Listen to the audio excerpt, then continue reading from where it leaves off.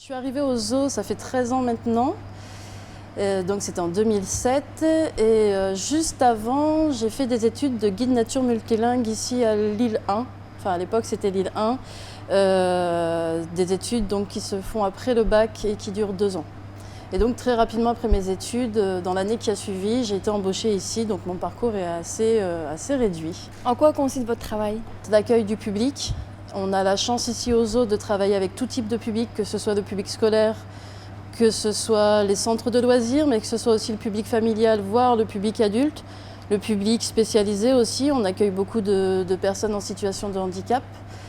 Et ça c'est donc une partie de notre métier, et le reste de nos missions, ça va être tout ce qui est en lien avec l'accueil du public ici au zoo. Donc ça va être créer des panneaux, des affiches pour informer le public, soit sur des animaux qui sont directement présentés, soit sur des milieux de vie, soit sur des familles d'animaux. Je travaillais sur la communication aussi pour le zoo, créer des affiches de communication plus pour le grand public.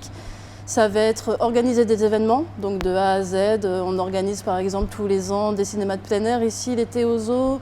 On organise aussi des événements propres à certains types de publics. Ça va être la création des outils qu'on utilise pendant nos animations. Tout ce qu'on fait en face à face avec le public est préparé à l'avance. Et les outils qu'on utilise sont des outils que nous préparons généralement ici en interne. Donc c'est assez varié, ça touche un peu à tout. Il y a aussi toute la partie administrative aussi, puisque pour accueillir du public, eh bien, ça s'organise, gérer les réservations des groupes, travailler sur les devis, travailler sur les commandes. Donc c'est un métier assez varié qui nous permet d'avoir différents champs de compétences et de changer d'activité assez régulièrement. Et pourquoi avez-vous fait ce métier? J'avais cette fibre depuis petite de vouloir travailler en lien avec la nature, les animaux. J'avais l'espoir ou le rêve petit de devenir vétérinaire. Puis mes études ont fait que je n'ai pas pu intégrer ce type de formation. On m'a conseillé de m'orienter vers des métiers de guide nature pour garder le lien avec le côté nature, mais de changer un peu l'aspect du métier, de ne pas travailler directement en contact avec les animaux, mais voilà, de garder un lien entre la nature et ça m'a plu. Et puis au final, au cours de mes premiers stages en ferme pédagogique, les premières fois où j'ai accueilli des groupes, j'ai eu l'impression vraiment de trouver ma place et d'avoir tout un rôle à jouer dans la transmission d'informations auprès du public. Et c'est ça qui m'a plu. Et quels sont vos plaisirs, mais aussi vos difficultés dans ce métier? D'être à proximité d'animaux sauvages, parce que même si je ne travaille pas en direct avec eux, c'est vrai que d'arriver le matin et que le premier être vivant, je vais dire, que je croise, c'est des rhinocéros, c'est sympathique. Ou voilà, de saluer des rhinocéros en partant le soir, c'est quelque chose qui, au bout de 13 ans, me donne toujours le sourire et me fait plaisir.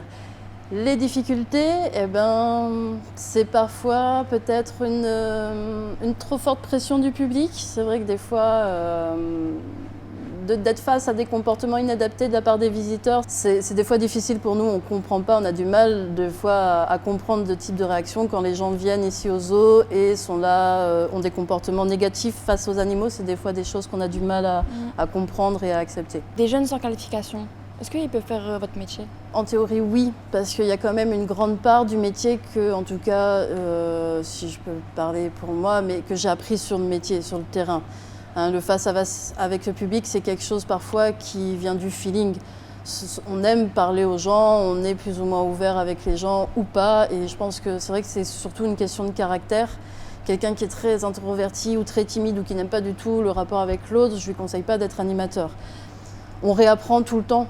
Il faut se former, il faut savoir faire des recherches, aller soi-même à l'information pour pouvoir ensuite la transmettre aux autres. Et quels conseils donnerez-vous aux jeunes?